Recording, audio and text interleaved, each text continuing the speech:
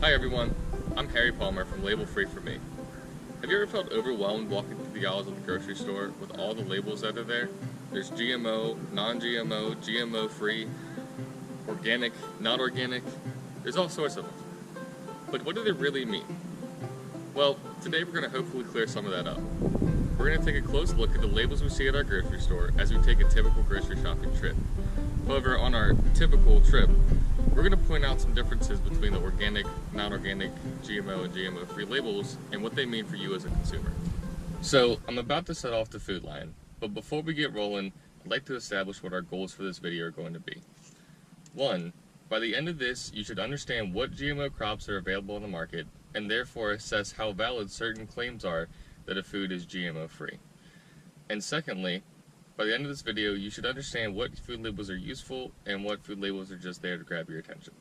Let's get rolling.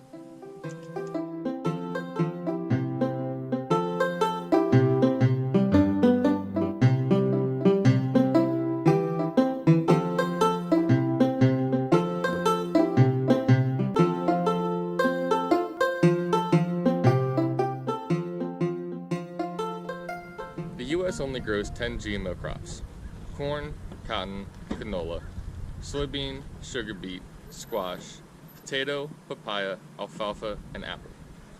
Of these 10, the big three, corn, soybean, and cotton, each made up 88%, 93%, and 91% of all of that crop planted in 2017. Most GMO crops are used in other byproducts like starches, syrups, and oils. Rarely is a GMO crop consumed raw. That being said, and with this knowledge, let's go inside and see what's being advertised on labels as GMO-free foods. So, some of you may have seen this argument before, but I wanted to point out a very obvious marketing ploy. A lot of companies will put a label on their food that says non-GMO or organic just to make you feel better about what you're eating. For example, here, we have certified non-GMO organic rotini. Well, let's take a look at the ingredients in this rotini. Organic wheat and organic wheat flour.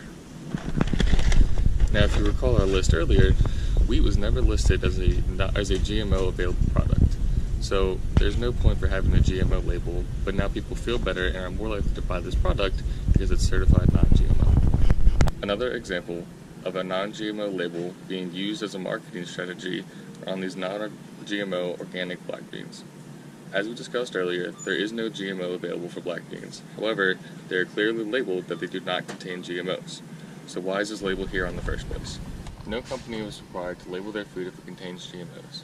However, some companies are looking for the future and labeling things like produced genetic engineering or this food contains genetic engineering or GMO ingredients.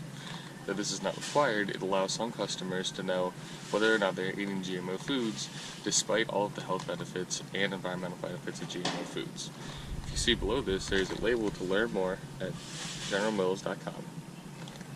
So consumers can learn more about what GMOs do for their foods, for their bodies, and for the environment. Not all food labels are bad. However, it's important to understand what your food label is telling you and understand what you're putting into your body. As the organic label has taken off in the past few years, consumers tend to pay more for an organic product than a conventionally grown product because of the misconception that organic products are better for you and better for the environment.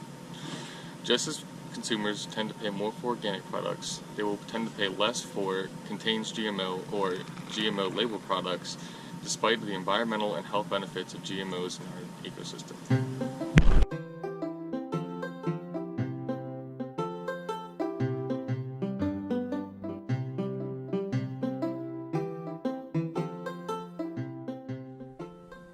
Well, our shopping trip comes to an end, and we're leaving with a bounty of knowledge, and I'm leaving with a bounty of food. We learned two main concepts today. The first, there are 10 GMO crops grown in the U.S. Corn, cotton, canola, soybeans, squash, sugar beet, potato, papaya, alfalfa, and apple.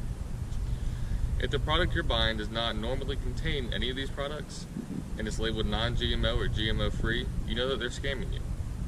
Our second main point that we learned today is that there are a variety of labels out there, and you need to understand what you're buying, what you're eating, and what your label is trying to tell you.